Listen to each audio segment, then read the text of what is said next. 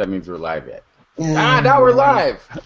Episode 420 This Week in Science. Yay! Hello, everybody. Has anybody done the math on that? We do a show once a week, and it's 420. That's a lot of years in those numbers. It is. It hasn't been officially every week. We do take a break every once in a while, but still, a lot of years, a lot of shows, a lot of fun, a lot of science. Fabulous. Let's get the next show started right now. Disclaimer, disclaimer, disclaimer. The following program deals in secret information that has been gathered in databases around the world. No, not personal information about citizen phone calls, web searches, or banking habits, but interesting information that has been leaked to the world by scientists inside laboratories around the world. This information, discovered by the methodical code breakers of reality, is being exposed here on tonight's show. While a secret network of shadow scientists do exist, it is mostly due not to the secretive nature of their work, but to the fact that the general public is told virtually nothing about them by popular media outlets. But here, in the less popular outlet of underground alternative news media, you are about to hear the results of an investigation into some of the most important, trivial, and unintuitive mysteries of the universe on This Week in Science. Coming up next. There's music. There's normally music right here, but we're not. Oh, I thought you were going to sing. This is normally where we dance. We'll have some dancing going on. All right, that's enough. Let's go. Okay. Good science, dear Kirsten and Brian. Good science to you too, Justin. It's really good to be back here, a little healthier than last week, so we were able to go on with the show.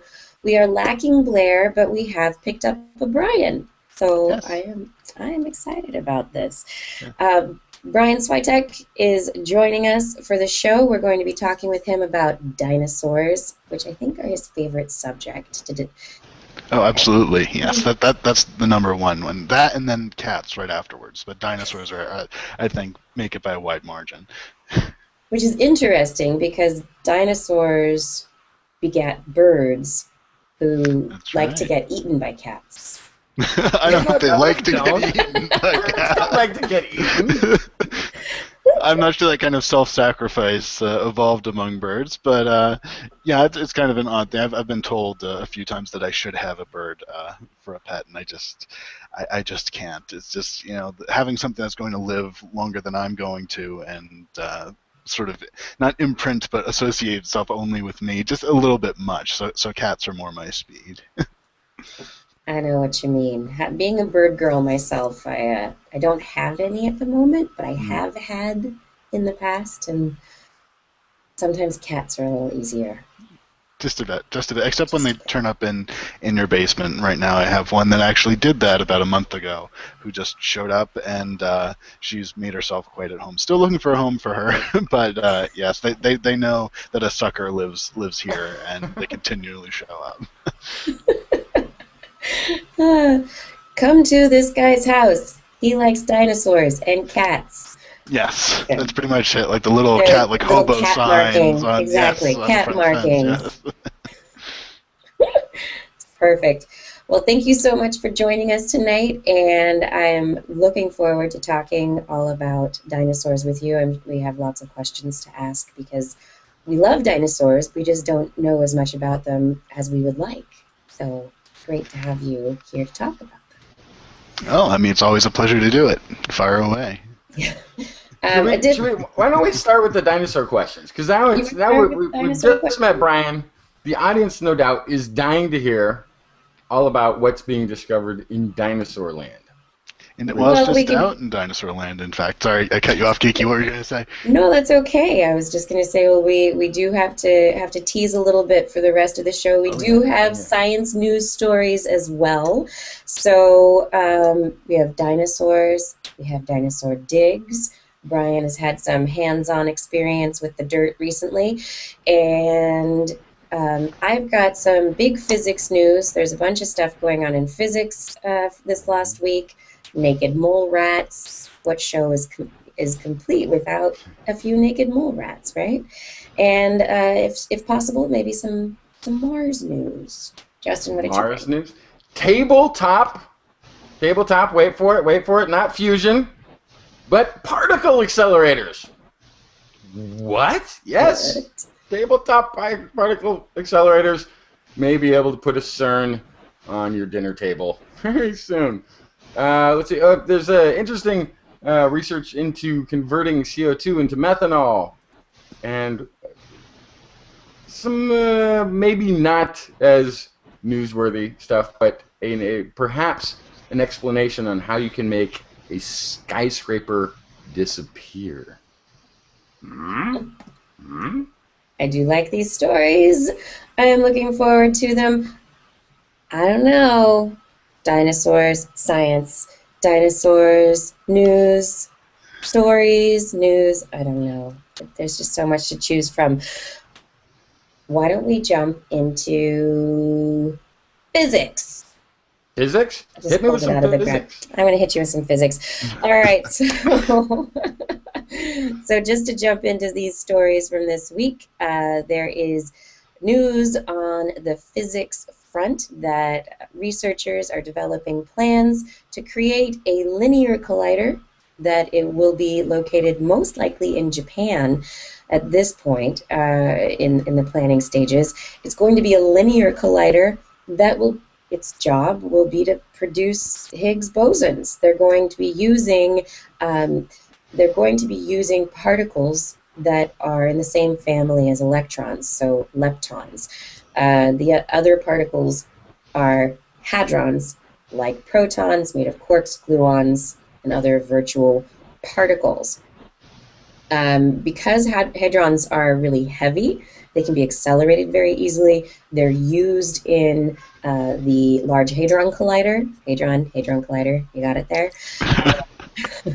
The LHC that is offline right now, so that it can be built up to its final high energy of 14 giga electron volts to be smashing these heavy particles together to see what they're made of. The interesting thing, the difference between the linear collider that they're planning and the circular collider that we already have, is that the hadrons, when they collide, they're really messy. If you've seen the particle collisions, any animations or pictures of them, there's just bits of stuff that fly off in every direction. There's a lot of stuff to keep track of, and it's kind of hard to map it all out.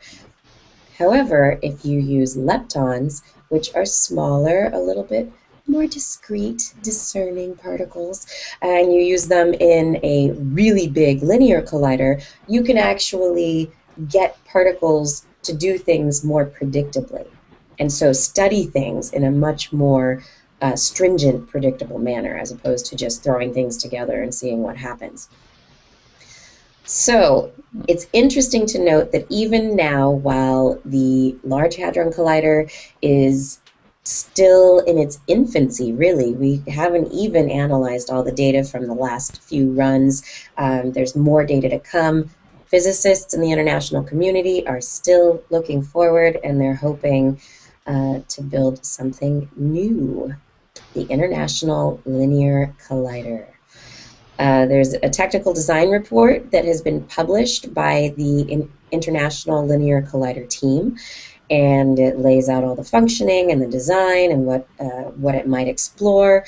There would be 2 storage rings, one for electrons, one for positrons, and electrons, they'll be collecting. Positrons will be made on site. The electron beam, according to Ars Technica, will be sent on a curved path and lose energy via the production of high-energy photons. And the photons are then going to be converted to electron-positron pairs. Electrons will be discarded, and positrons will be sent 15 kilometers in opposite directions, 15 kilometers down this linear collider, around a curve, and then down these linear accelerators that are 11 kilometers long and kind of point at each other. And then they're going to crash into each other, and then we'll be able to see lots of Higgs particles. We'll probably get a lot of information about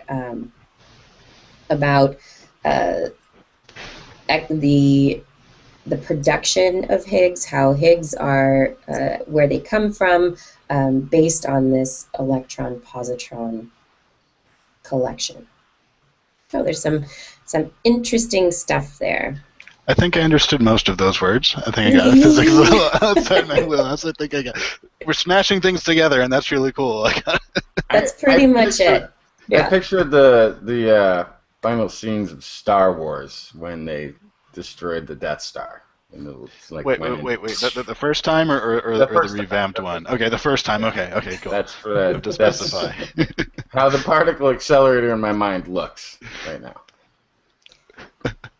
Yeah, I think it's very interesting how we have these different designs based on what you're smashing together and what kind of impacts you want to have and what kind of data you want to get from that. You use different designs. So you either have the circular one like our Large Hadron Collider right now, or you have a linear accelerator. Yeah, different tools for different jobs. Just really gigantic, enormous, expensive tools. Really gigantic, enormous, expensive tools, right? And down in I was going to say down here, but I'm actually in near Washington D.C. right now. Near Stanford University in the Palo Alto area is the decommissioned linear accelerator facility. Which they're now. It's not a linear accelerator any longer. They're actually doing other stuff there. Now it's just called SLAC, and that accelerator, I believe, was one of the most powerful during its reign, and it's only a mile long. And here they're talking about 11 kilometers here, 15 kilometers there. This is going to be one big accelerator. Yikes! Yeah, big booms. And then another news story that I thought was rather interesting in the physics front. And the whole story just kind of made me think of there's got to be some joke that comes out of it. What's got 4 quarks and wasn't expected to exist? Let me guess. I don't know. but Well, not just me. A subatomic particle. There's a subatomic particle, yes. There is a particle that's within the boson family. It could be one. There are a couple of different kinds of bosons. Bosons like the Higgs make up the family of fundamental particles. We have quarks that combine with gluons, like I said earlier. These are things we smash the larger electrons, positrons, etc., these particles together to try and get at the more fundamental particles and see what's there. There are different levels of complexity. So we have hadrons and mesons.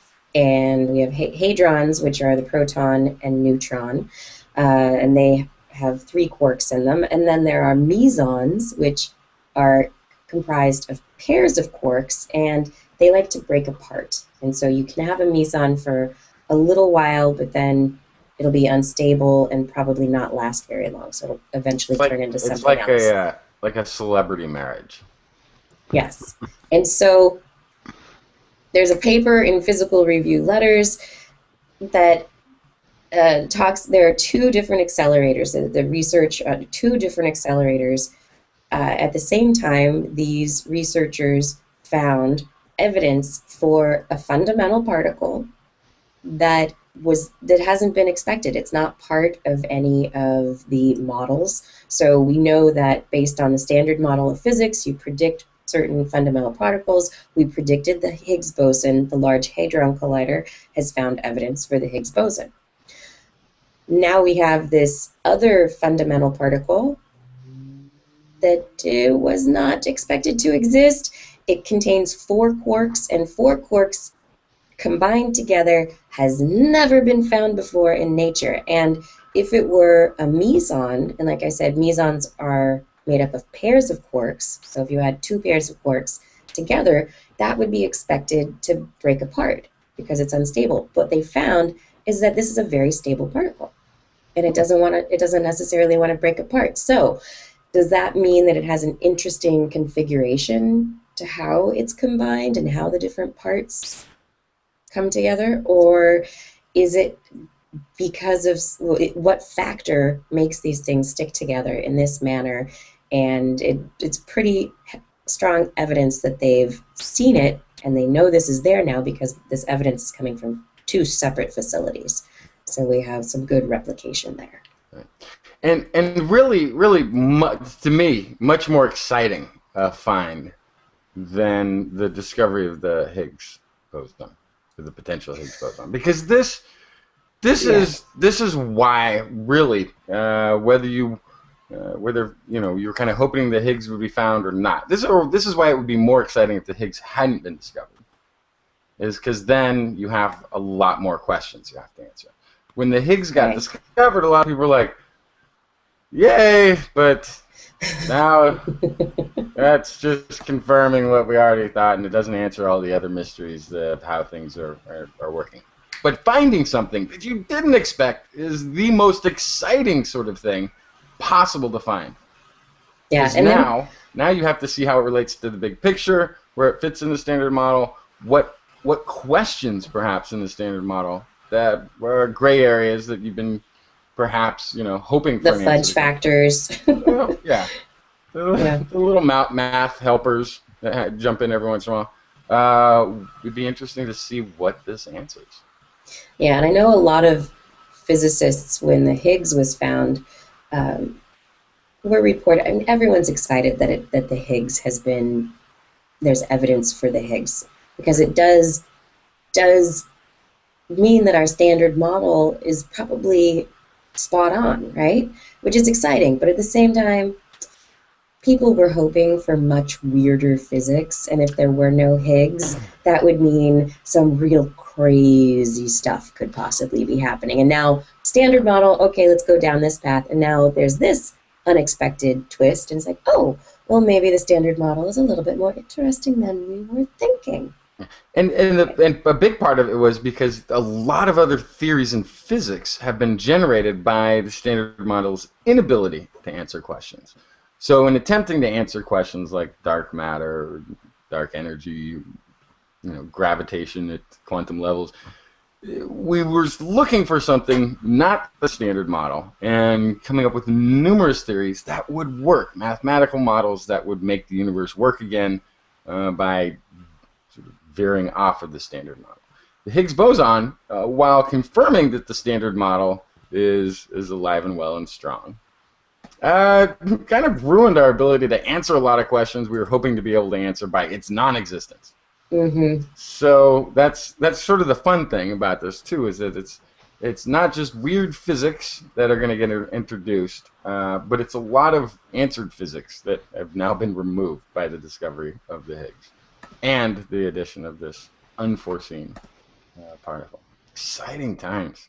I can only imagine that sci-fi writers are taking notes too. It's like, oh yeah, there's stuff that we didn't know about. Tell me more. Maybe my time travel thing can work out, or give me some inspiration for my next novel. So, like I said, this is all mathematics to me. But I mean, to me, on a semantic level, I mean, you've got the standard model, and then dark matter and dark energy. It sounds very exciting, and it sounds quite intriguing. It is intriguing, and we still know very little about dark matter and dark energy, and there are so many mysteries yet to solve, and they might not exist as things, but they're placeholders. They're placeholders for the unknown, and we have yet to find those things that slot in and fill in the unknown. And finding the Higgs kind of maybe knocked down some of the more interesting theories that we had for. I used to play base for placeholders of the unknown. Yeah, is that your... Placeholders of the unknown. That's the name of my indie rock band. Yeah. Nice. I love it. I love it. All right, Justin, tell me a story. Maybe something not physics, or Well, I'm gonna stick with along. physics for a second. Okay. This is something that I got off the Phys.org. This is a physicist at the University of Texas at Austin built a tabletop particle accelerator that can generate energies and speeds previously reached only by major facilities that are hundreds of meters long, cost hundreds of millions of dollars to build. We have accelerated about 500 million electrons to 2 gigaelectron volts over a distance of about 1 inch, says Mike Downer, professor of physics at the College of Natural Sciences. Until now, that degree of energy and focus has required a conventional accelerator that stretches more than the length of 2 football fields. It's a downsizing of a factor of approximately 10,000. Wow. Downer says he expects 10 gigaelectron volt accelerators of a few inches in length to be developed within the next few years, and he believes 20 gigaelectron volt accelerators of similar size could be developed within a decade. So we didn't really need to spend the money on the CERN. We could have just waited a couple decades. That's not really how it works. No. I know. That's but how fascinating is it going to be when we can, you can go to your local university, whatever university that is, and you can go into the particle accelerator lab and run particle collisions for a few days as one of your classroom experiments. Why not even the university? Maybe the high school. I think that would be a really interesting thing. I mean, it gets to be small enough, cheap enough that you could have it at a high school, or you're a citizen scientist and you have a particle accelerator in your garage. Much that's safer excitement. than the classroom Geiger counters that I had in high school science. That was Misadventures with the Geiger counter, Justin. Misadventures in early science. But yeah, they did. I mean, early science there was some rough. I remember seeing video of kids visiting a science exhibition where they were dipping their arms in mercury. One of the exhibits. And you watch the mercury roll off of your arm. It was like playing with liquid metal. And then they all went insane. Oh, it didn't end well. No. Oh my goodness. Playing with particle accelerators. 100 years from now, it'll be, the same idea. It'll be, kids back then, they played with particle accelerators. Little did we know. Become like the new college pranks or something like that, for Frat Rush or something like that. Got to make sure you have your particle accelerator locked down so you don't blow up the physics wing or something. Exactly. Everybody, if you just tuned in, this is This Week in Science, and we've been talking about physics so far, but how about a little bit of news about naked mole rats? Now, it's a sad story, the naked mole rats. We've been talking about them for years now, and apparently we haven't created enough of a stir to get these poor little critters clothed. No, we have not. I mean, once upon a time, the plight of the penguins led little grandmothers to knit sweaters for penguins. But no such love is seen for the naked mole rat. It's unfortunate. They're non-nude mole rats. They kind of look like little skunks. Maybe this is what they choose. They're the nudists of their kind, Maybe it's not impoverished little rats. It's just this is the life they selected for themselves. I mean, when you've got a queen, when you live like a social insect and you're a little mammal, people might look askance. So, the nudity is kind of the least of their weirdness. And they live underground. I mean, it's dark. Who knows? Who can tell? Yeah, these naked mole rats, though, I mean, aside from how they live for a really long time. Apparently, they live for about 30 years, which is, longer than cats, longer than dogs. These things survive. And one of the things that, so they're closely related relative, that was not, anyway, the house mouse only lives about 2 to 3 years, maybe 4 for a really, really good individual who doesn't live in a laboratory. So the house mouse lives 3 to 4 years, 2 to 3 years, is susceptible to cancer. Short life, highly susceptible to cancer. These naked mole rats, though, are not very susceptible to cancer. So researchers have been really interested in finding out what kind of mechanisms are in place in the mole rats to keep cancer at bay, whereas in the house mouse, it's really prevalent. So in the lab, in the labs in which these naked mole rats have been studied, they have never developed cancer, which is never developed cancer.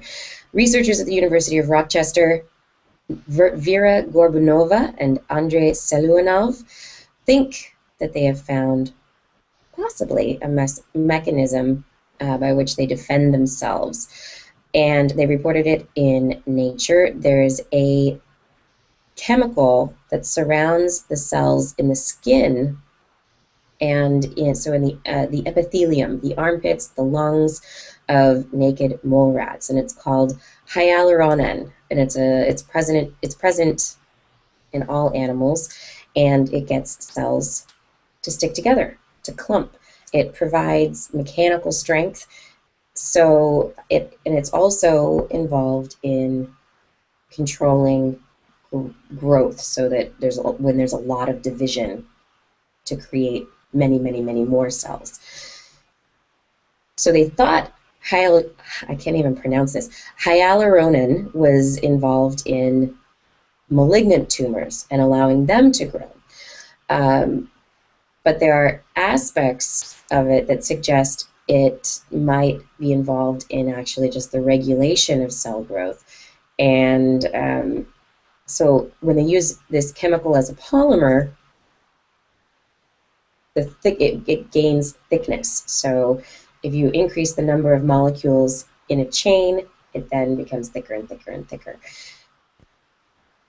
And when the molecular mass gets high, when there's a lot of the hyaluronan, there is a cell signal that's sent out that tells it to stop increasing in number, that tells the cells to stop increasing in number. And when the mass of the hyaluronan is low, the signal is wide open. The cells get a green light to grow. So there's something involved in this hyaluronan, how much there is, and how cells grow, whether they grow a lot or whether they grow a little. And they tested this in the naked mole rats. They used an enzyme that degrades the chemical, and they injected that in amongst the rat cells, injected it into the and also knocked out the genes that code for the hyaluronan protein production. And they found that the naked mole rats got cancer.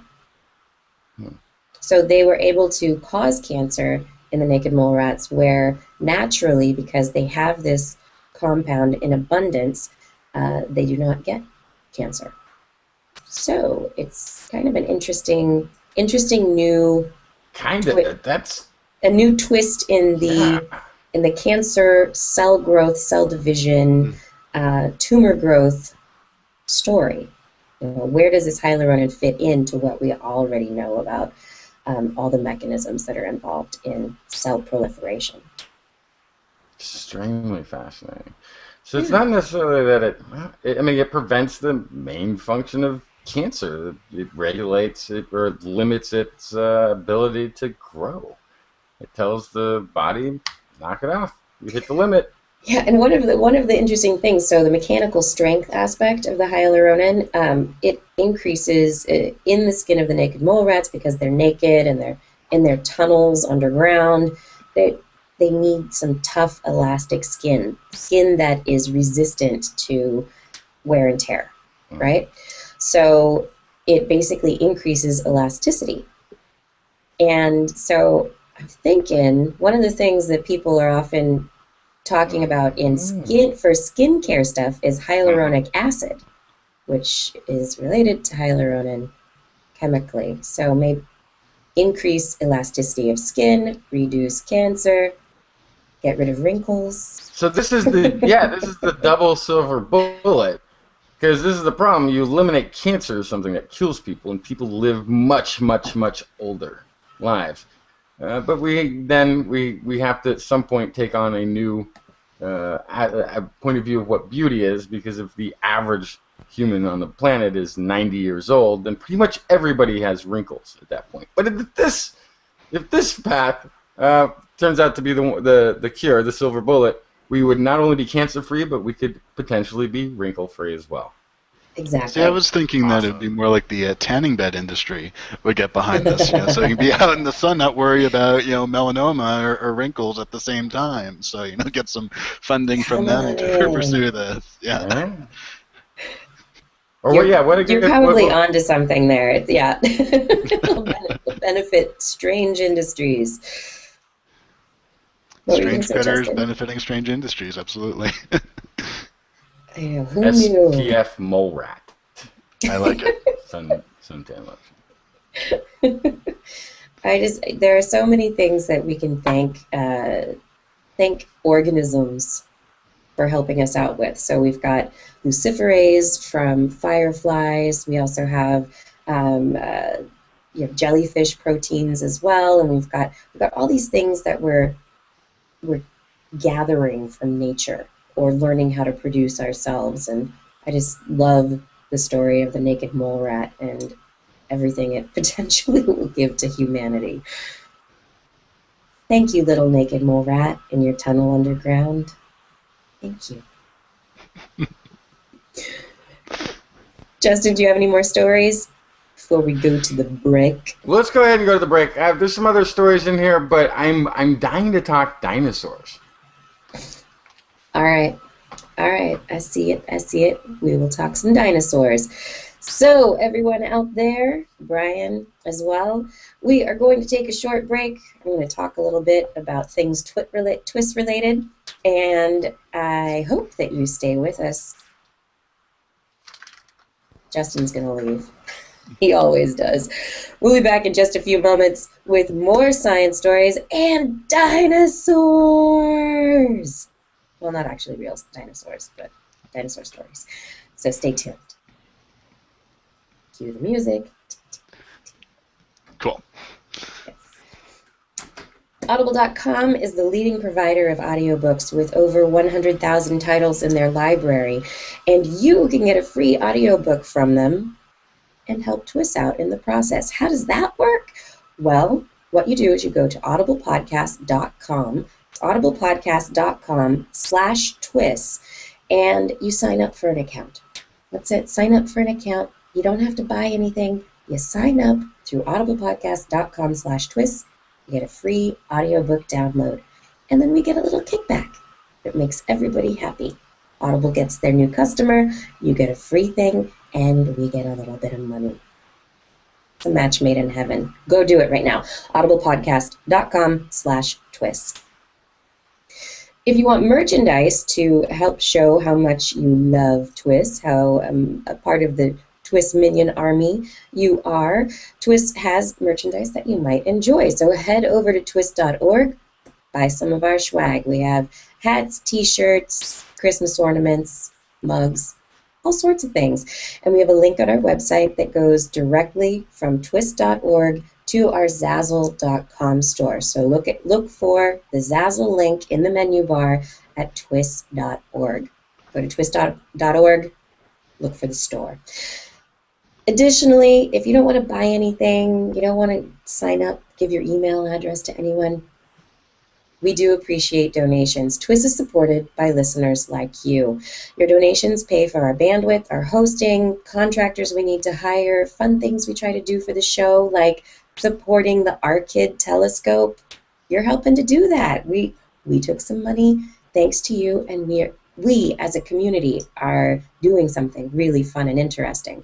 We appreciate any amount that you're able to give. $2, $200, If you have more than that, we would appreciate that also. You make this show possible, and in order to make donating very easy, we have put PayPal buttons all over our website. So go to twist.org, check out the most recent episode, look for all the pink PayPal buttons on the website, and donate. We thank you for your support. TWIS really couldn't do this without you. Music, music, dancing, dancing. And Justin's almost back. He's showing off his... And we're back with more This Week in Science. That's right, we are. And we are joined by Brian Switek. He is a freelance science writer, dinosaur aficionado. He is the writer, the author of an amazing new book that has been published, My Beloved Brontosaurus. On the road with old bones, new science, and our favorite dinosaurs that you can get now. Additionally, he has a blog called Laylaps, and that is part of the National Geographic blog network, or the Phenomena Science Salon. Everybody's got new phrases. But anyway, Brian, you've been writing about dinosaurs for a really, really long time. What got you interested in dinosaurs and got you started down this path?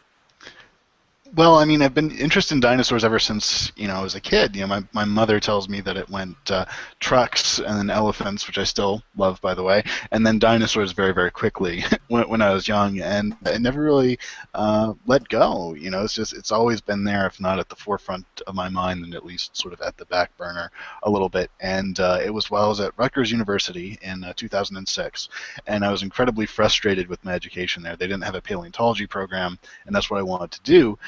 So I just decided that, you know what, the hell with it, I'm going to start reading papers and books and learning about this on my own. And to communicate what I was learning, I started blogging about it. I started blogging for a site called progressiveview.org for a scholarship contest.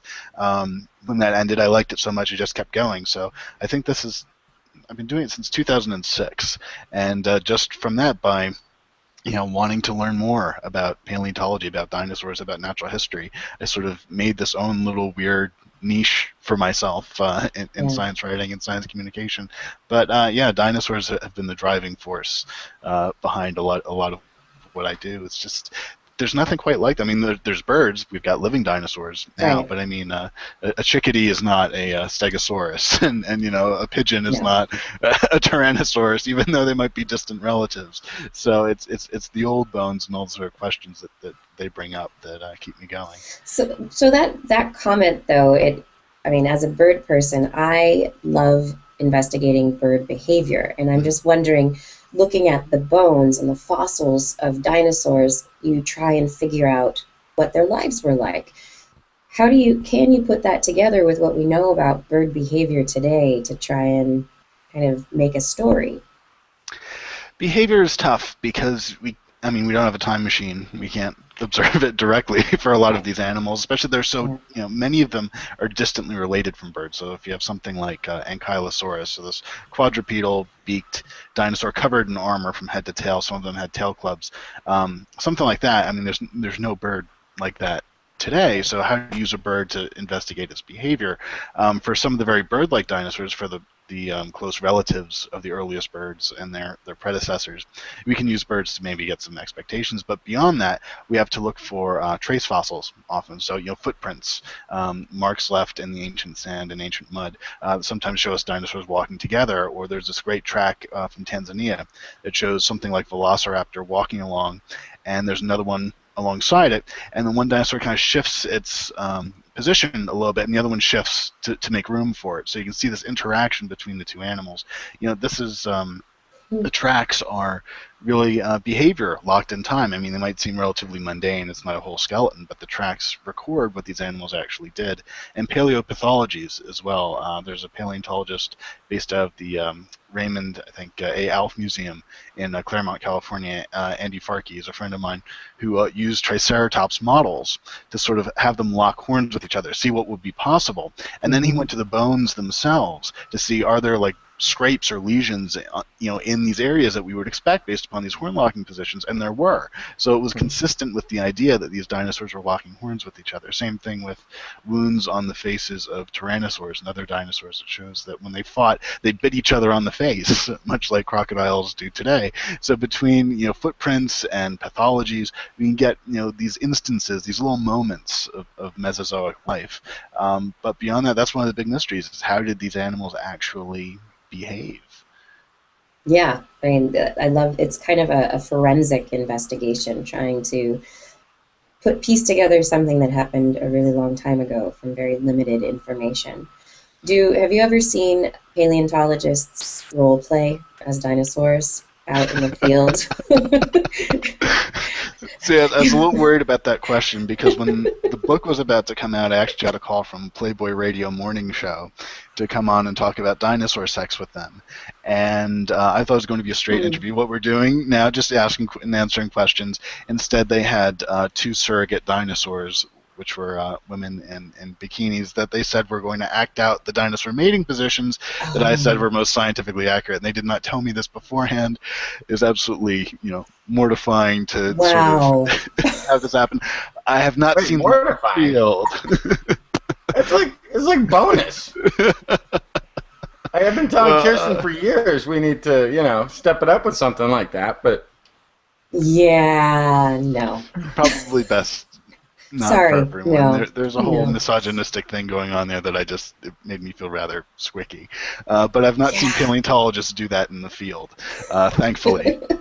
But I have seen a few dinosaur impressions, and I'll do it before we get to your question, Justin. I'll just point this out for anyone who wants to do a dinosaur impression. This is really critical. So Jurassic Park, made Velociraptor famous, right? So that's one of the quintessential dinosaurs now that have someone do an impression. They either do Tyrannosaurus or Velociraptor, and when they do that, they usually put their hands like this with their wrists down, and these are bunny hands. Dinosaurs could not do this.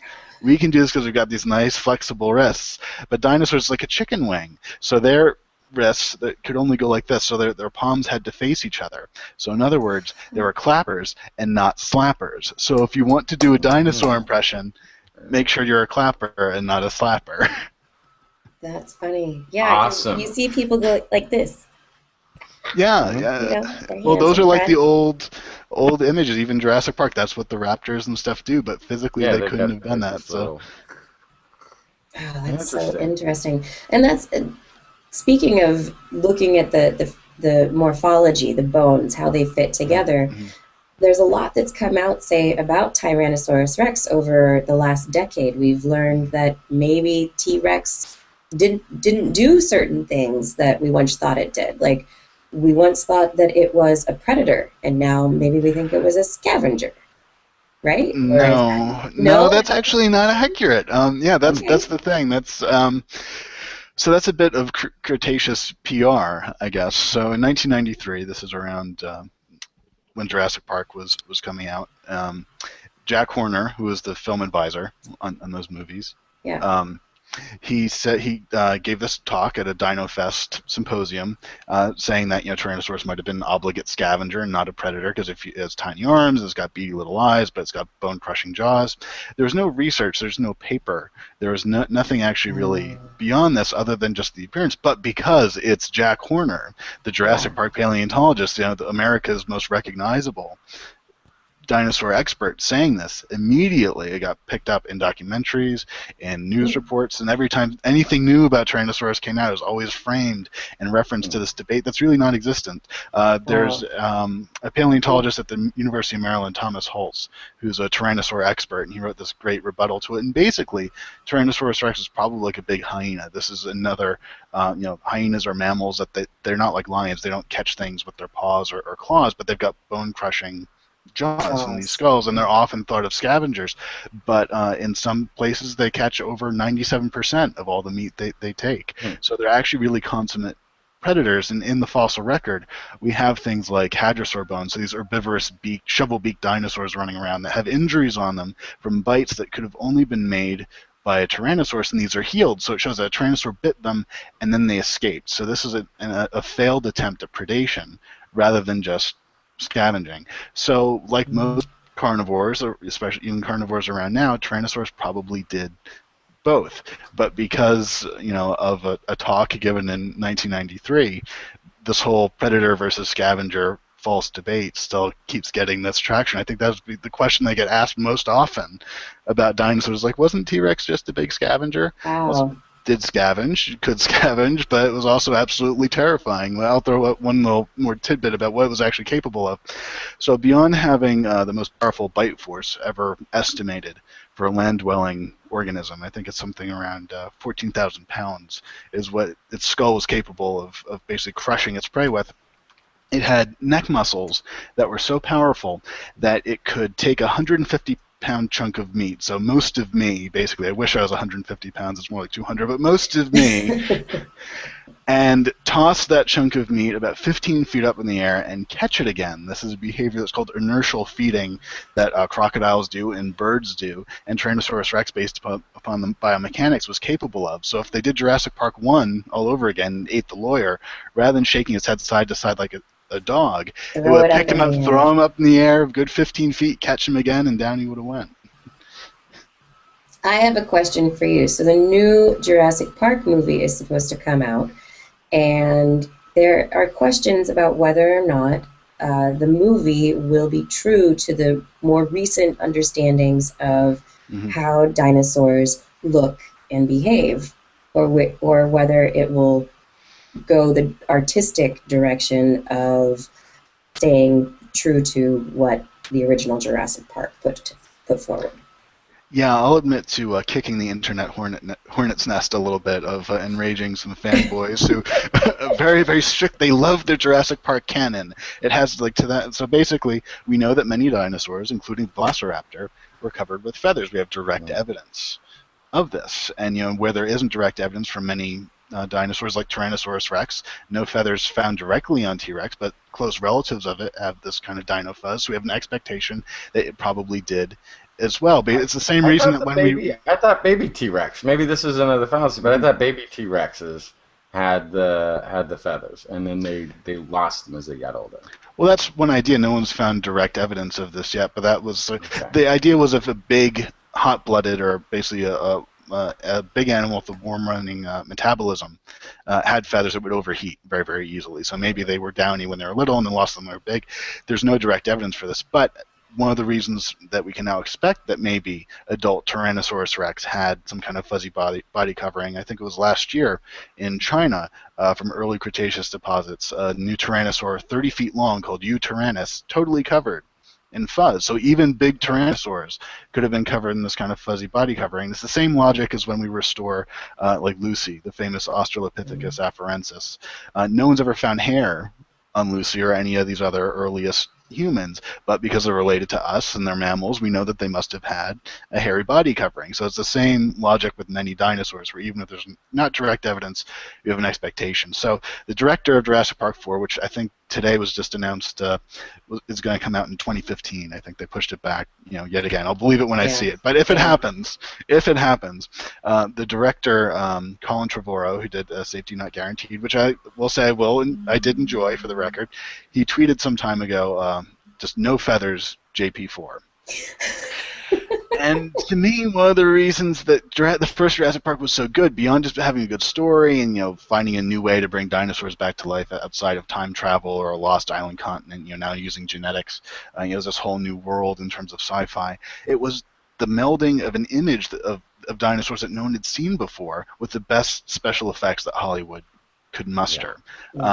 And I think we need to do that all over again. It's really, to have feathery dinosaurs would be something that no one has really seen. I've never seen it done well. So if Stan Winston Studios or whatever special effects house they get to do this does a really good job, it could be absolutely mind-blowing. And I know there are a lot of die-hard fans who say, well, it's the frog DNA that would explain why they've got scaly skin and they're theme park monsters and they're not real animals. I get that, but the films aren't internally consistent anyway. If you look at the third film, the raptors already have these really embarrassing bristly little feathers on top of their heads, and they look different. They're changing the dinosaurs from movie to movie anyway to do some updates. Why not do the big jump, the really cool jump, and make these dinosaurs feathery? I think they could be just as scary as anything on screen before. So here's a here's a quick question. A couple of questions. Yeah. One is there's the bird dinosaurs, and then there's the non-bird dinosaurs. Right? That's right. Yeah. So are the bird dinosaurs the only ones that have feathers? No, that's the really cool thing about this. So, bird is basically synonymous with avian dinosaur. So birds are dinosaurs in the same way that bats are mammals. It's just one particular lineage of dinosaur that survived. The first avian dinosaurs, the first birds, appeared about 160 million years ago. Everything else, all the classic ones, all the ones that we typically think of when we think dinosaur, Triceratops, Stegosaurus, Diplodocus, all those are the non-avian dinosaurs. And among non-avian dinosaurs, the evidence for feathers or secondary body coverings is going further and further out from the family tree. So you not only have tyrannosaurs, which are distant cousins of birds, and various things like Velociraptor, close cousin of birds, but still not a bird. Not only do they have feathers, but if you go all the way on the other side of the dinosaur family tree, all the way to like the dinosaurs that are as distantly related to birds as it's possible to be while still being a dinosaur. Things like Psittacosaurus, so this archaic forerunner of Triceratops. So no horns, but this beaky little bipedal dinosaur running around has bristles growing out of its tail. So the question is, are these things the same as feathers? Are they structurally the same, or are they not? So we have two alternatives. Either sort of bristles, feathers, fuzz, secondary body coverings evolved multiple times over dinosaurian history, or this is a trait that goes back to their last common ancestor that was basically present there, inherited by some groups, lost in others, but that basically most dinosaur groups might actually have some kind of fluff or fuzz or bristle or something. That dinosaurs might have looked far stranger. Might have all looked like porcupines? Like porcupines. Some of them, in a way. I mean, some people have likened on Psittacosaurus, some people have likened those bristles to like quills on the tail of a porcupine. So, in my beloved Brontosaurus, I have an illustration meant to shock readers a little bit of a baby Apatosaurus that's fuzzy. Now, I stress that no direct evidence of this has actually been found, but given this kind of bracketing, given the evolutionary logic of this, it's certainly a possibility. There might have been fluffy or fuzzy baby apatosaurs, or sort of ankylosaurs might have had like fuzz on their bellies. They might, dinosaurs might have been far cuter and far cuddlier than we knew. I think that would be kind of fun to discover. I mean, we have this image of what dinosaurs were. This kind of cultural idea of the dinosaurs. They were big. They were covered in either a leathery skin or scales, and they were vicious, and there was a lot of competition, and it's the softer side of dinosaurs that we don't really think of when we think dinosaur.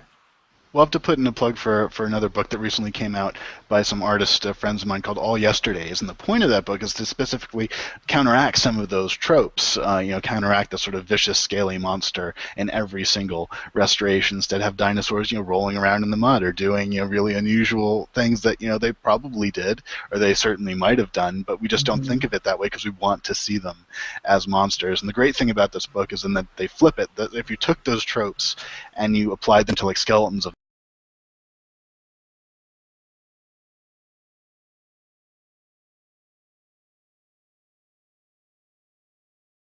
on solid ground rather than something that lived in the ocean. So our expectations, our ideas about how animals behaved or how vicious they were certainly informs our general image of what they were like. Especially, and that's the difficult thing about paleontology, is there are things that we know, that we have facts, we have interpretations based on that, but most of these visions of prehistory, they always involve speculation. So like almost any science, but I think especially in paleo, dinosaurs live where science and imagination meet, and that's what kind of gives us our job security, is that we're always updating or always finding something new to tweak that image.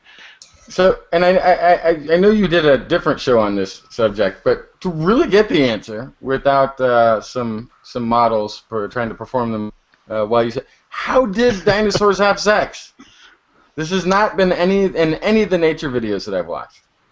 There's actually a whole documentary devoted to this called Tyrannosaurus Sex that came out a few years ago. But the problem that dinosaurs had is that they've got this great big tail. in the way, and they don't have the advantage of alligators and crocodiles where they've got the sprawling posture and they've got water to sort of buoy them up a little bit. So the most difficult example, the one that I chose to point out in the book, is Stegosaurus. So Stegosaurus, very small head, plates all over the back, spikes on the tail.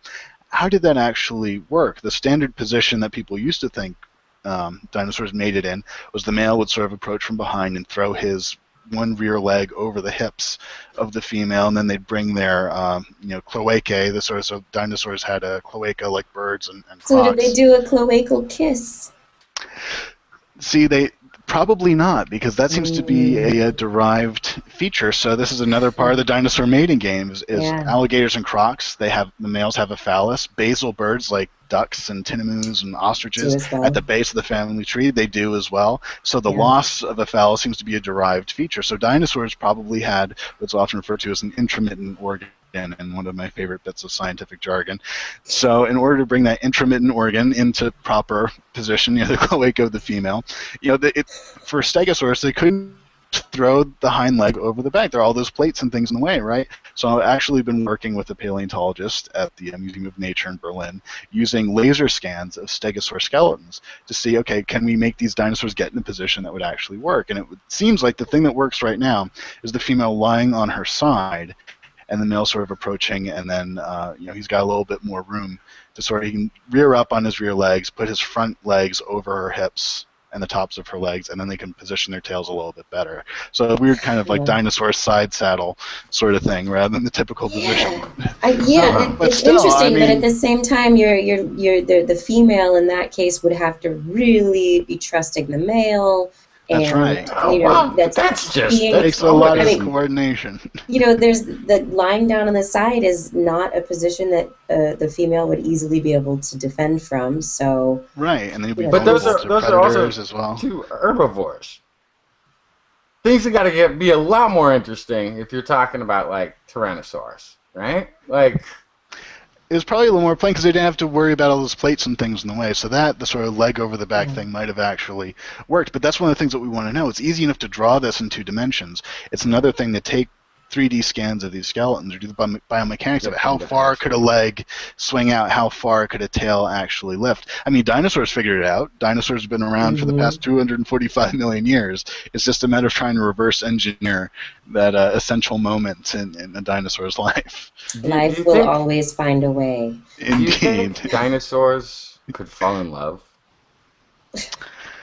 No more so than some birds. Do you think they made it for? I mean, do you think, like in birds, that they can mate for, find a mate and continue with that mate, or do you think, like other birds, so maybe, do you think it went both?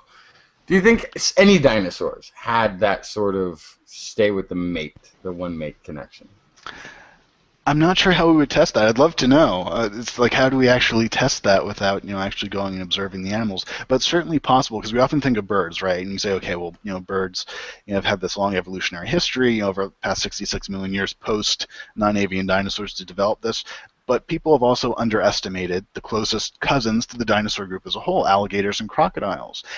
People often think of them as, we know they have got some parental care, but we often think of them as these like dumb kind of reptiles. And it turns out they have nest site fidelity. It seems that they may also have mate fidelity, that their behaviors are a lot more complex, in some ways intimate than we ever supposed, because no one really ever thought to look. So with the classic dinosaurs, the non-avian dinosaurs, you're dealing with thousands of different genera of all different shapes and sizes over 160 million years of Earth history. It's certainly possible. It's just a matter of which ones would it be. Yeah. And I would love to know what you think are the top big changes in how we see dinosaurs, the big field changers for how we look at them in, say, the past decade or two. I'm a child who grew up with the dinosaurs of the 70s and 80s, so those dinosaurs are not the same as the dinosaurs that kids are going to be learning about from here on out. Well, one of the big game changers is the recognition that birds are in fact dinosaurs, and that gives us this nice evolutionary bracket to predict things about who has feathers and who doesn't, some aspects of behavior. That was something that was suggested during the 70s, but really has only been fully confirmed since then. So if a trait is present in birds and a trait is present in alligators and crocodiles, chances are that, or at least you can come up with a hypothesis that that was present in the last common ancestor, and dinosaurs fall within that bracket. So you can make expectations or come up with ideas, better test ideas about dinosaur anatomy and behavior. But the cool thing that I'm really excited about is color. Isaac has always told that we never, ever, ever, ever, ever underscored ever know what dinosaur color was. So artists had free reign. But now, through looking at these little microscopic organelles called melanosomes, they're preserved in feathers. These are one of the things that create colors in modern birds, as well as things like in squid ink sacs and other things like that. It's structural color. So basically the shape and the density and the distribution of these melanosomes will reflect back light in spectrums of sort of like black or brown or red. Some colors are chemically created like oranges and greens, but for at least colors that are created by structure, that can be created by these melanosomes. We can look at the preserved structure of fossil feathers, compare that to modern birds like penguins, ravens, pigeons, anything, and basically reverse engineer what color that dinosaur would have been. So the first one to have this fully done was a little pigeon-sized dinosaur called Anchiornis. So imagine a velociraptor shrunk down to the size of a pigeon, covered in feathers. It kind of looked like a magpie that was a rock star. So it had mostly black, white on its wings, and this tuft of red feathers on top of its head. Wow. And now that we have that opens up all these new possibilities for research in terms of, okay, was this breeding plumage? Were colors sexually dimorphic, different between male and female? Did colors change as these dinosaurs grew up? So by unlocking this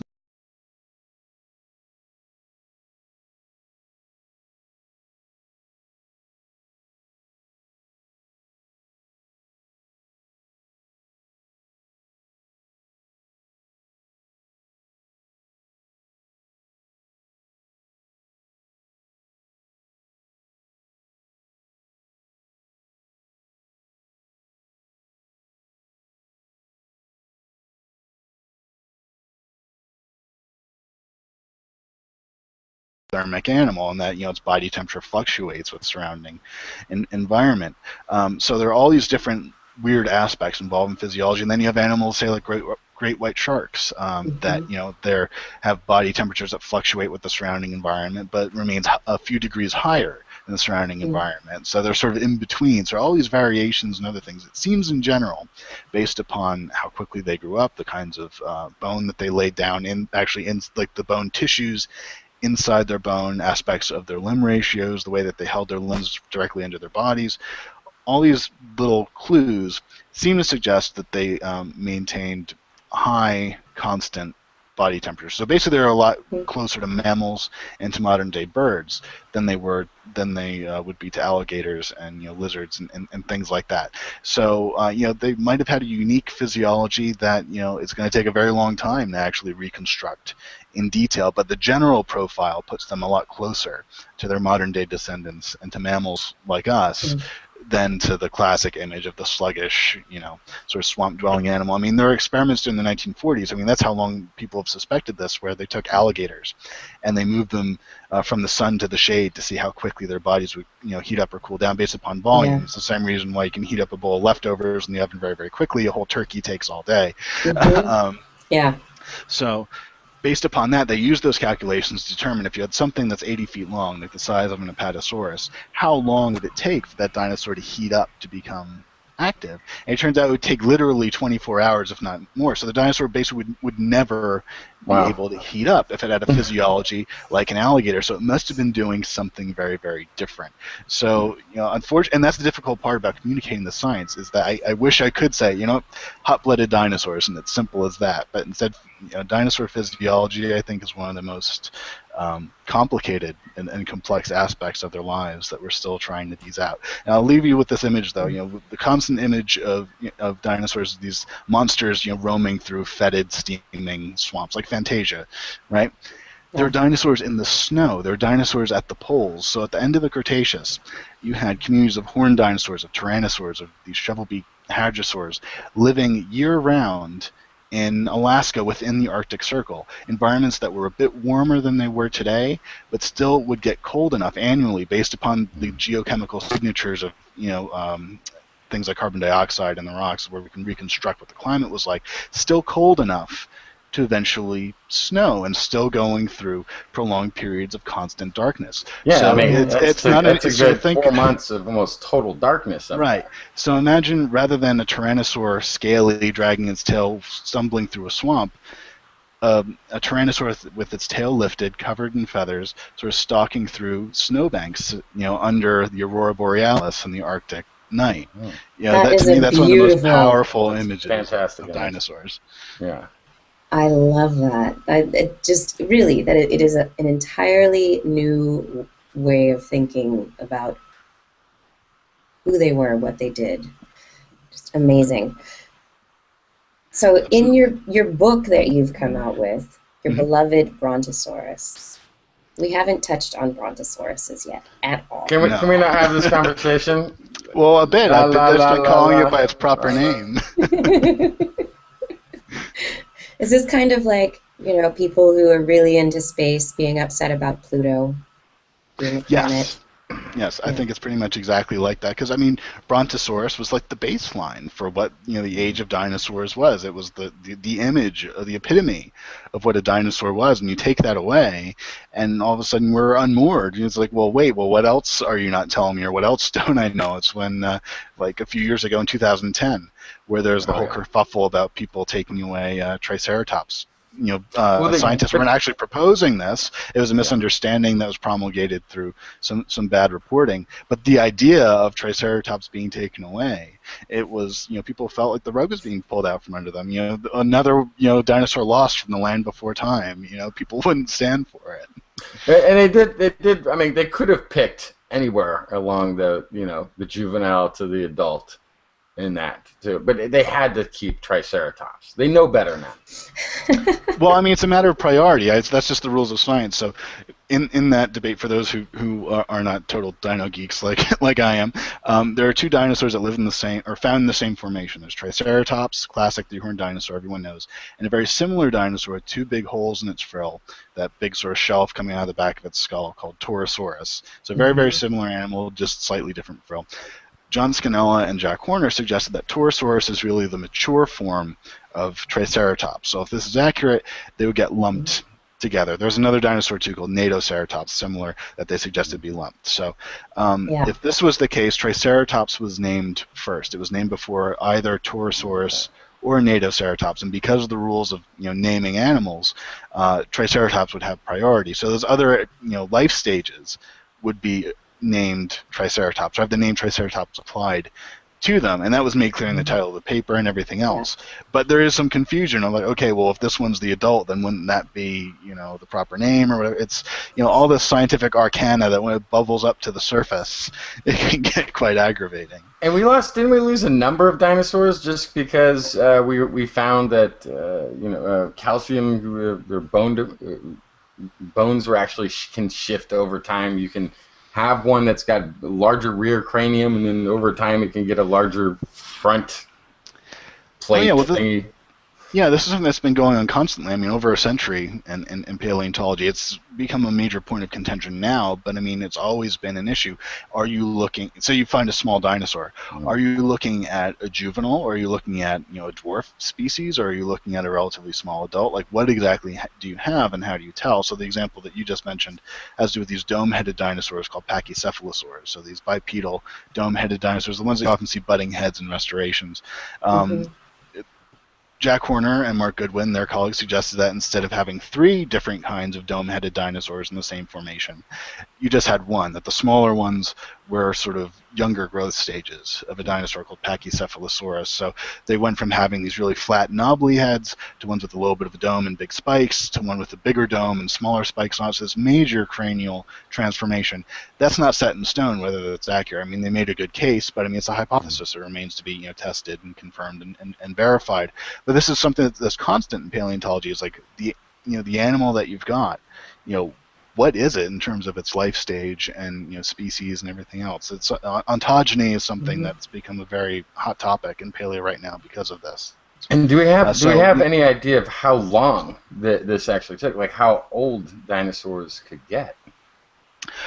For some of them, life curves have been drawn. So for Tyrannosaurus rex, there are enough specimens, we know enough about their growth, to expect that they probably got to be about 30 years old or so before they ultimately perished. And their growth is very, very fast. If you look at their growth curve, and they change dramatically as they grow. Basically, is what I'm trying to get at, is that you have these animals with these really shallow, sort of shallow skulls with knife-like teeth and really long legs, really awkward-looking animals, to this big sort of bruiser with this deep skull full of really like railroad spike kind of teeth and not quite so awkwardly leggy as the little ones. So dramatic changes over the course of their entire lives taking place, over the course in this species for about 30 years or so. And one of the ways you can tell is just by cutting into dinosaur bones, looking at the histology. It's not quite like a tree, but they lay down, when they slow down their growth or cease their growth on what we presume is an annual basis, they lay down something called a line of arrested growth, or a lag. And by counting the lags, basically, and looking at the bone tissues to see what's already been remodeled, you can get an idea of how old the dinosaur was when it died. The problem with that is that sometimes it seems to sometimes shift with latitude. So dinosaurs that lived in the Arctic, where you had very strong sort of dry seasons and wet seasons, every year, every sort of dry season, you're going to lay down another lag. Whereas dinosaurs near the equator, living at the same time, very similar species, they don't lay down anything because it's basically this equitable climate. They don't have a dry season to cause them to cease their growth. So this is all research that's basically ongoing. It's still in its early stages of development. How do you tell how old a dinosaur actually was? If you got lots of lags, it's easy. But if not, if you've got a huge dinosaur with just this really nice spongy bone and no lines to count, it's really tough to tell. It grew to full size in 1 year. I've heard some people actually say that, and no, I don't think so. Yeah, something 30 feet long and lots of knobbly horns sprouting off its face. Yeah, I don't think it's a 1 year old. So T-Rex is something that we know quite a bit about. T-Rex teeth. Is it? Did the teeth keep growing? Did they get new sets of teeth, or like a shark, where they just keep rolling out new ones? Well, it's not quite like a shark, but they did replace their teeth. They did replace their teeth throughout their lives. So under each tooth, there'd be another one working its way up. So not quite the conveyor belt that sharks have, but still, I mean, that's the great thing about being a tyrannosaur, is you could munch on a triceratops, lose a couple of teeth, and new ones would start coming in immediately. Yeah. I mean, I wish I had that. Really, save me going to the dentist. Yeah, I don't need these. I'll have new ones next year. But it is, having a 2-year-old child, watching teeth come in, I am made aware how extremely brutal getting new teeth is. Teeth ripping through your fleshy gums, and I mean, it's not an easy process. Well, one of the scariest things I ever saw was in a human anatomy class, where we saw like those teeth developing in the jaw. There was a cutaway skull section of someone who had died very, very young, showing all those teeth, right over the baby teeth, and it looked like something out of a H.R. Geiger painting. It was absolutely frightening. How this works, at least in us. Terrifying.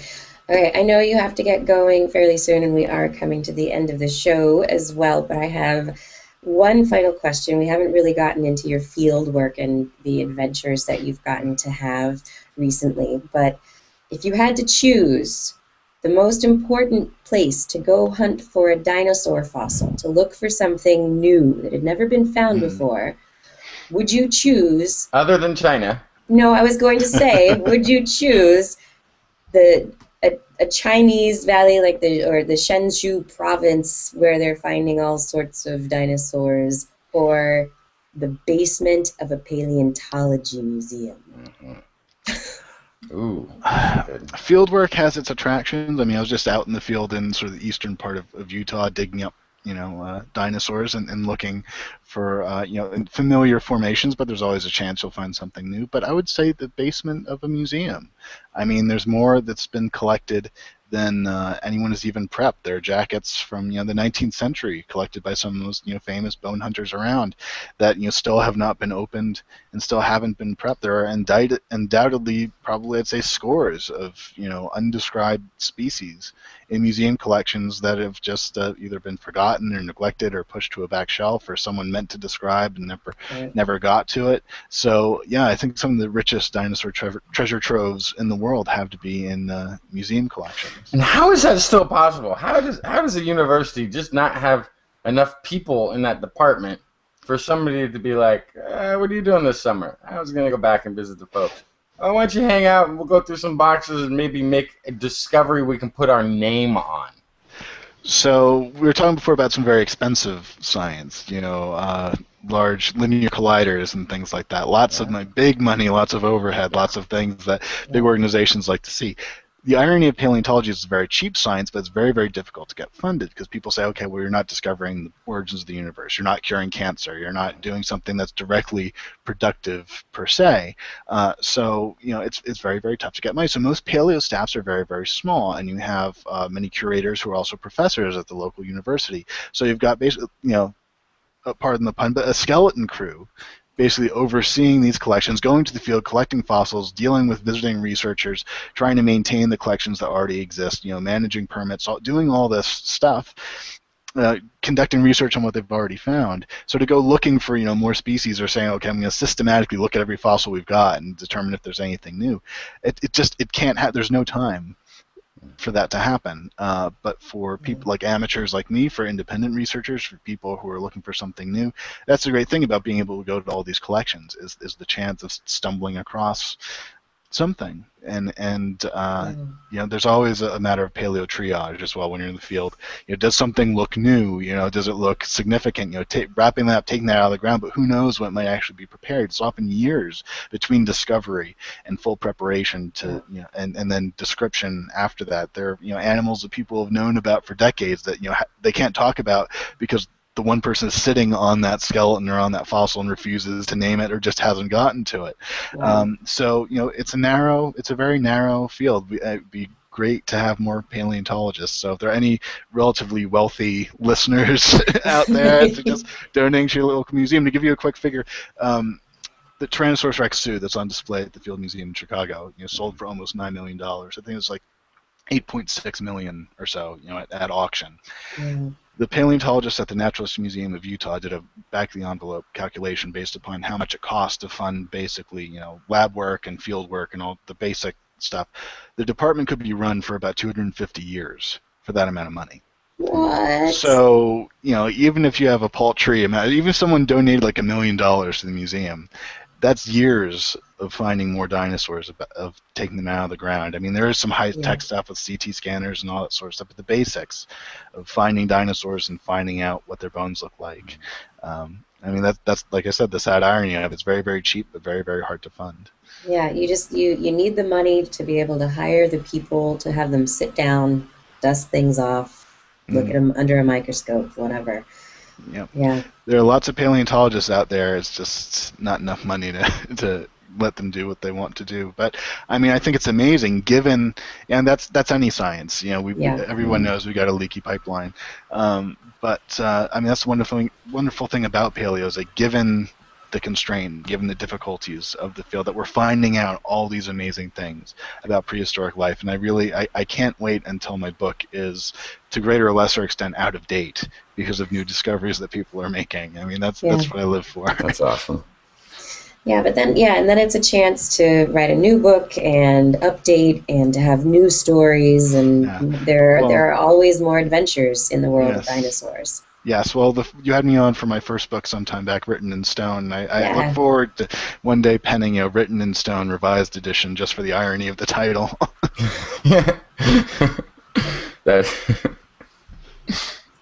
Yeah, written in chalk. That's close. You erased it a little bit. Written in Stone revised would be just a totally awesome title for a book. Yes, I look forward to the day. Wonderful. Well, in the meantime, your current book out, once again, is My Beloved Brontosaurus, On the Road with Old Bones new science and our favorite dinosaurs. It's available now. And people can also find you through your blog, Laelaps, Laelaps, which is on the National Geographic blog network. And you're also Laelaps on TWIS, not TWIS, on Twitter. Laelaps on Twitter. So people can follow you at Laelaps to get in touch. Is there anything that I'm missing here? I think you got it all. All right. Brian, thank you so much for joining us and spending your evening chatting about dinosaurs and schooling us on T-Rex Absolutely. and Definitely a scavenger pleasure versus and predator. informative. Oh, I had a great time. And just remember, kids at home, clappers, not slappers. I'm going to remember that forever. It's a tagline, too. Who can forget that? Exactly. Clappers, not slappers. Thank you so much once again, everyone out there. This has been This Week in Science. We will be back again next week. No interview yet scheduled. Who knows if I will get one together by then. No Blair. She will still be gallivanting around Israel. And it'll be you and me, Justin, holding down the fort. Excellent. Thank you, everybody, for joining us. Hope you enjoyed the show. Show notes will be available sometime later. TWIS is available as a podcast. Just Google This Week in Science in your iTunes directory, or look for us on the Android device. You can look for TWIS for Droid app in that marketplace, or TWIS, TWIS, on your iPhone. And for more information on anything that you've heard here today, show notes will be available at some point on our website, twis.org. And we also want to hear from you, so send us an email. We do collect emails.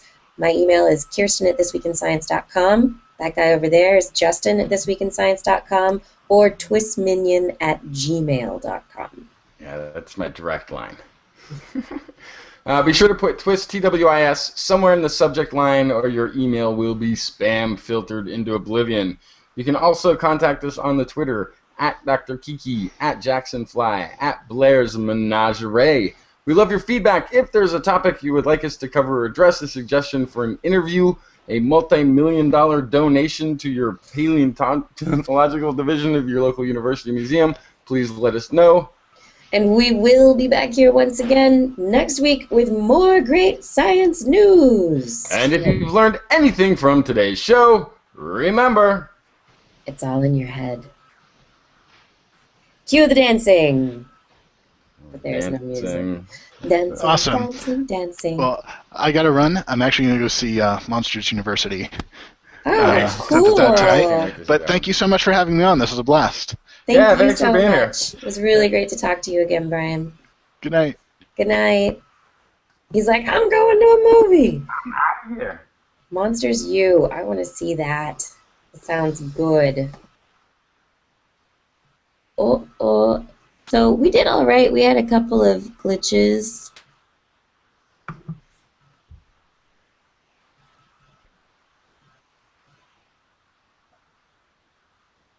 What happened? Did people stop chatting?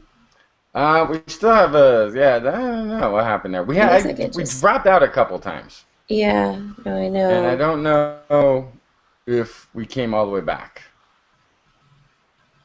Oh, thank you, Twit Refugee. So you're still watching us. We're still here.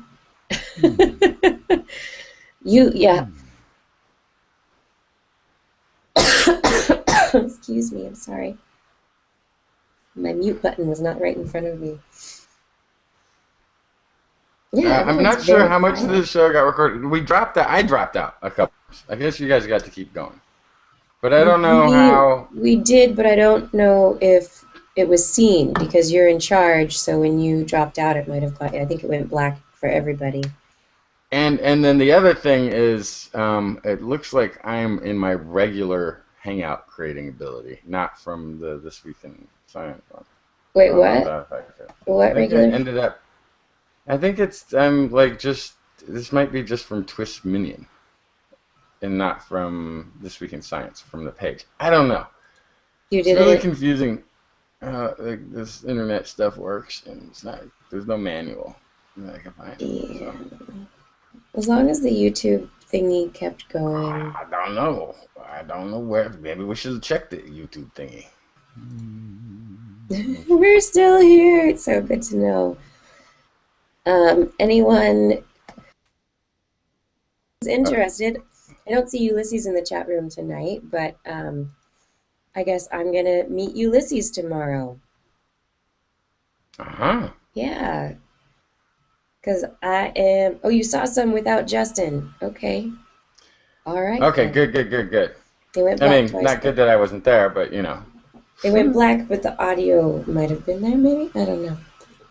The It video went black isn't... twice. Did it go black twice, or did I go black twice? So the whole video is not in the YouTube account. It's in Justin's. Show is in Justin's account, not This Week in Science. Oh. Yeah, you did do it from your own account. Well, it's when it booted me out, and I went back in again. That's when I ended up, and it was already on. That's what's weird. It was already, the Hangout was still active. No. I just went right back into it. I will tell Ulysses you say hi to a refugee. No, I think it would have, since they missed the beginning of the show, it would have been going from your account the entire time. So for some reason, it never went from page. Page, yeah. So anywho, I will just have to make sure that when it's up on the YouTubes, on your page officially, then we will, I will, I guess, put a link to it on TWIS, or I can download it, try downloading it, and then upload it to my page, to the TWIS page. Okay. Well, we're still recording. Should I go find your account? We're still recording. Yeah, we're still on the air. What's up, Kiki? What's up? I'm on East Coast time, and I need to. What are you doing? You're in morning. Virginia? I am in Virginia, and I am emceeing a science competition awards event. All right. Yeah, so today I got to host and MC their showcase where each of the teams described what they did. Went around a room and ran around and got to hear all their projects. And these are 6th through 9th graders. And some of the projects seriously are things that should be marketed and that they should go after and put into the world. There are some really interesting ideas out there that somebody... Some mom mentioned that she was thinking there should be like a Shark Tank for these kids. And I'm like, oh my gosh, that would be a great show. Yeah, putting kids in a Shark Tank. What kind of... Is that what television's gotten to now? You put kids in a tank with... No, yeah, it's like the pitch room kind of a thing where they go in and they put their idea out there and see if they can get a venture capitalist to bite. They get somebody to give them mentoring on business plan development and you know, making a go of doing something. That could be like a really cool show. Kids. Almost as good as putting a bunch of kids in a tank of water with actual sharks. Yeah. Bill DeZader says, "Welcome to Friday Morning TWIS." Yeah. And I think I'm going to... Yeah, it's after midnight. Go to bed. I think I'm going to go to bed so that I can get up in the morning, so I can be a good MC tomorrow, worth my money. And my voice is getting hoarse, so I do need to definitely sleep. Hopefully it'll be better tomorrow morning. I have to talk a lot tomorrow. And then I'm going to go see the space shuttle. And meet Ulysses and meet another guy named Patrick. And it's going to be great. Nice. I'm excited. I know for sure that those two are coming around, but I don't know of anyone else. I'm not sure if anyone else is going to come meet up, but it'll be fun. We're going to go see planes and a space shuttle. And what I hear is called astronaut waste containment device. Can you take lots of pictures and post them someplace where we could see? Yeah. Yeah. You guys, okay, and so while I'm here, you guys can't really see, you can't see the room that I'm in. So I'm in this little tiny hotel room. There's bed, right? There's a door that you kind of think is like the adjoining door to like another hotel room. I was in here. There's a bathroom over behind this wall, the door to come in. I was in here for an entire day before I opened that door right there and found out that I have an entire living room, another desk, a kitchen. You've just been staying in the room with the bathroom, Yeah. the guest room of the I've been hotel. staying, yeah. I've got a bed, a little desk, a bathroom. I'm fine. There is this giant room on the other side of the door that's mine too. I didn't even use it. Didn't even use it. Funny. Hilarious. I'm like, okay, this is an interesting hotel. Pretty awesome. I love it. Mikey Fly. Oh yeah. It's not going to be the space toilet. From what I hear, it's not a space toilet. It's more like the diaper, the astronaut diaper. Yeah, it looks like a hall door too. It's not a hall door. It goes to a whole other room. There are too many doors in this room. It's really odd. Mikey Fly will be at Udvar Hazy Center. Woot! Very cool. Identity 4, don't worry about the stream recording. There was some confusion. We did a show. We'll figure it out. I will figure it out. So, Everything thank you for is trying. under control. Yeah. No, they gave me a suite. I could have been living large. But I lived small and was very happy. All good. It's all good. All right. So, Justin, the cool thing is, since you're in charge, you can stay here if you want. You know, I get to stay. I get to stay all night. You can talk to the chat room. I have to go. By the way, wait. By the way, before you go. Awesome job on the VP interview. Oh, thank you. That was fantastic. Thank you. I was really excited to be able to do it, and yeah, you did awesome. Yeah. Thank you.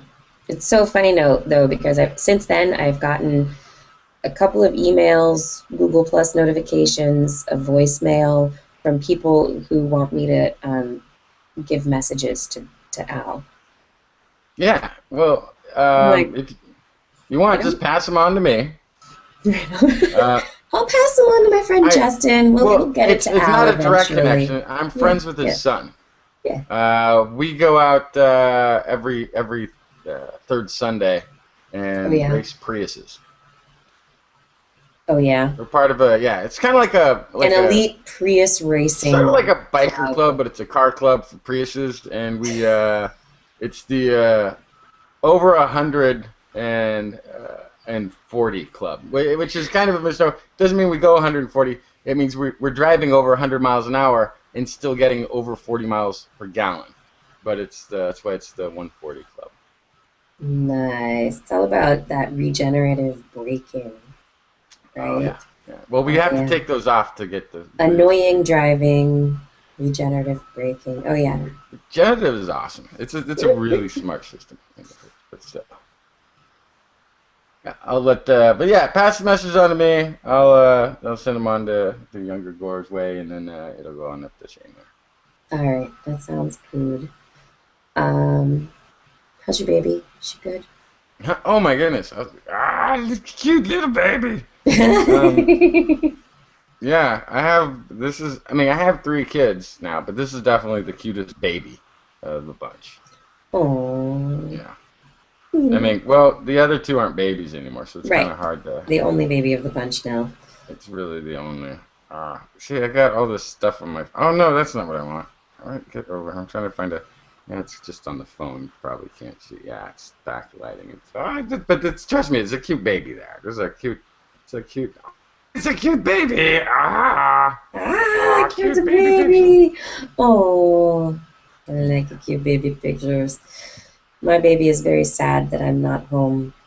He's been crying in the nighttime. Well, it builds character. Mommy. It builds character. I mean, when you get back, Marshall will be much stronger for it. This is something that needs to happen more often, actually. More dependence on daddy, less dependence on mommy. More even dependence. Distribution. But anywho, babies are good. See a space shuttle and astronaut diapers tomorrow. Gore was awesome. That was fun. We're back next week. I'm going to be on triangulation on Wednesday, talking to Leo. That'll be interesting. We'll see how that goes. I haven't really talked to Leo in like a year, so. I just noticed the chat room, or the not the chat room, but the chat within the Hangout. Is Brian like, we got to wrap this up. I am going out after all. I didn't think it would go this long. Like begging for us to end the show, and I didn't see any of it. You exaggerate slightly. Oh, you're right. I noticed. Only I had more questions. I will ask you more questions. I don't know if Kai could have seen tonight's Google Hangout. I don't know if Marshall let him watch it. I don't know. All right, Kiki. Before you go, I'm gonna go, but I'm gonna leave the chat room open, or the Hangout here open, or whatever it is, and I'll allow we'll take all minion questions if anybody wants to hang out, and we can talk about religion or something, something for the after show, that whatever we want to talk about. I'll be right back though. Kirsten, if I don't see you again, have a good night. Next week. Yeah, I'm gonna take off. So if people want to stay in the chat room, Justin's gonna come back to the window. There's gonna be a lull in the YouTube video here. I'm gonna go. Thank you so much for watching, everybody. I'm sorry it was so hard to find tonight. I'll make sure it's posted on the TWIS website, and I will share the link with people later. And the podcast will come out eventually, hopefully within the next week. All right. I will talk to you guys again soon. See you soon. And see some of you very soon tomorrow. Good night.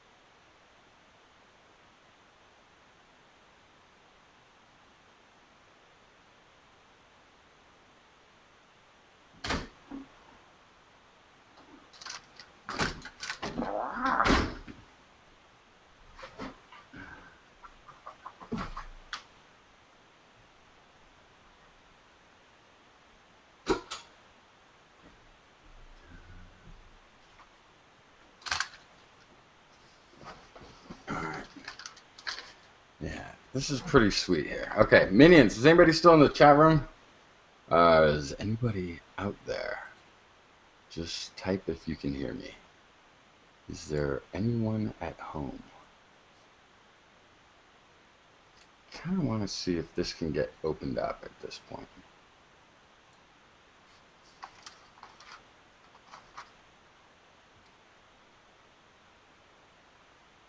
I'm not seeing anybody in the chat room. Oh, wait, there we go.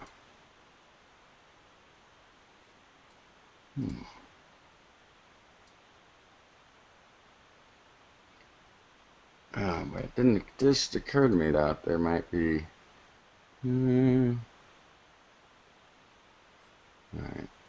All right. Good night, everybody.